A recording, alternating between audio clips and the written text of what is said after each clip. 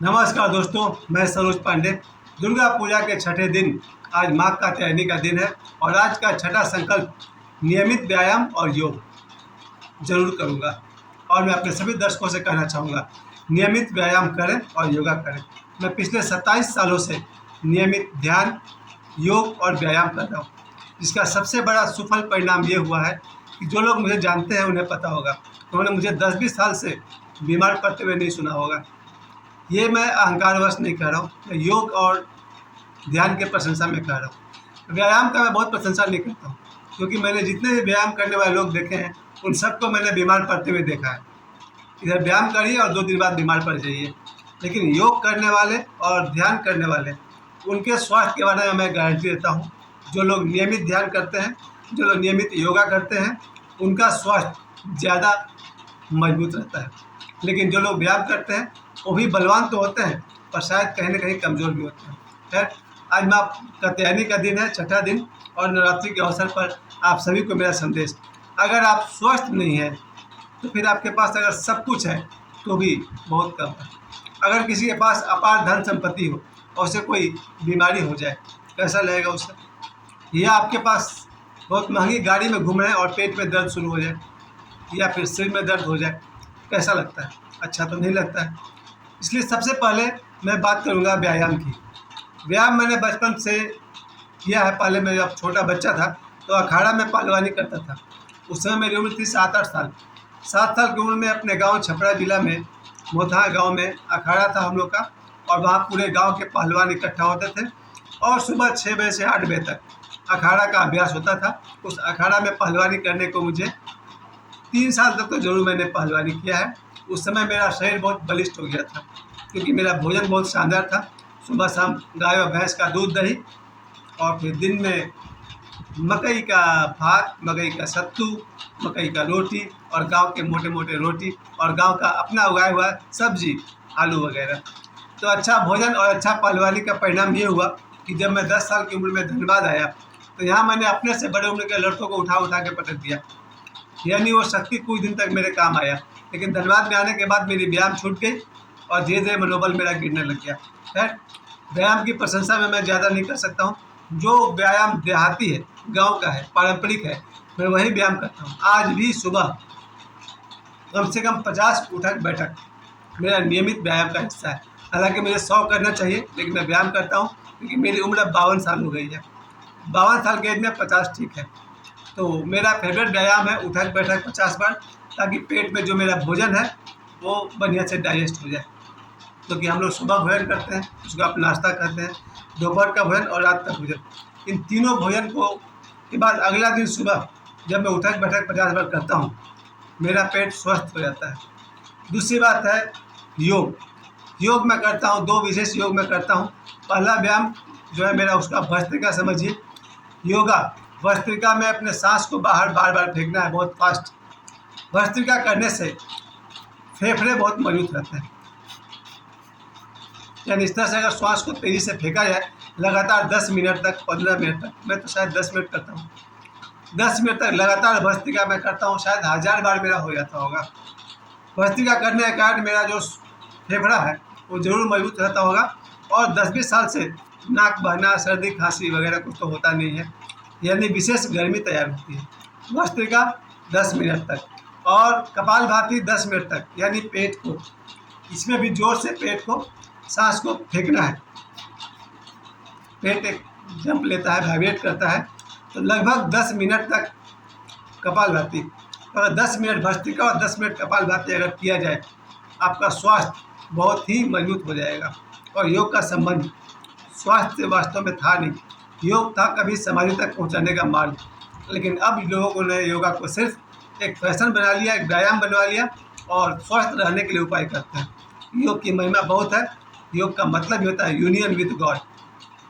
योग वो जो आपको प्रभु से जोड़ दे। खैर, आज एक छठा दिन जो कात्यायनी माता का दिन है, मैं 3 चीज़ों की महिमा गाने वाला हूँ। पहला, व्यायाम की। जो बच्चे व्यायाम नहीं करते हैं, मैंने जीवन में सैकड़ों लोगों को सिर्फ इसलिए पीटते हुए देख लिया है क्योंकि वो दुबले पतले कमज़ोर थे। लॉजिक क्या था वो तो साइड में करिए। अगर कोई व्यक्ति दुबला पतला कमज़ोर हो और उससे कोई गलती हो जाए या नहीं हो, पब्लिक और भीड़ उसको पीट डालती है। लेकिन अगर कोई लड़का 6 फुट 2 इंच लंबा हो और बलिष्ठ हो, उसको मारने पीटने से पहले आदमी 10 बार सोचता है। तब से मेरा लक्ष्य बन गया कि मैं अपने जीवन में सभी बच्चों को व्यायाम के लिए और पुष्ट शरीर के लिए हमेशा रिकमेंड करता हूँ। मेरे जितने भी स्टूडेंट जीवन में रहे, शायद मैंने हजारों विद्यार्थियों को ये शिक्षा जरूर दिया है कि खूब खेलो, मजबूत बनो, इतना मजबूत बनो कोई तुमसे झगड़ा करे तो तुमको देख कर एक बार पीछे हट जाए। खैर, झगड़े में जीत सत्य की होती है। अगर आप सही हैं तो आप में एक अजीब सा कॉन्फिडेंस होगा और आप जीत सकते हैं। लेकिन अगर आप सही हैं और कमज़ोर आदमी हैं और सामने वाला अगर दुष्ट निकला तो आपकी पिटाई करके चल देगा। तो जीवन में मैंने बहुत बार कमज़ोर लोगों को पीटते हुए देखा है। खास करके जब मैं कभी जनरल डिब्बे में जाता हूँ, सफ़र करता हूँ धनबाद से पटना, गंगा दामोदर या फिर हावड़ा मुंबई मेल, तो मैंने देखा है जनरल जो बोगी होता है उसमें सीट के लिए जो लोग मारपीट और झगड़े करते हैं, जो कमज़ोर है उसे तो बैठने को भी नहीं मिलता है और जो थोड़ा बलवान है उसकी दादागिरी चलती है।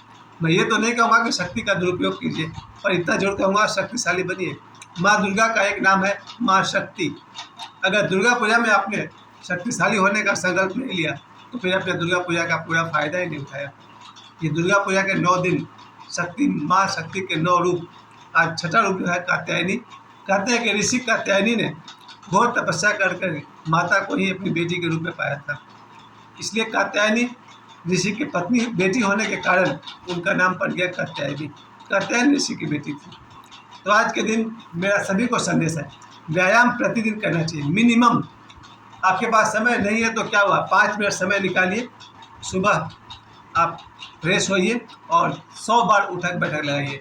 10-10 करके 10 बार करें या 20-20 करके 5 बार करें, आपकी मर्जी।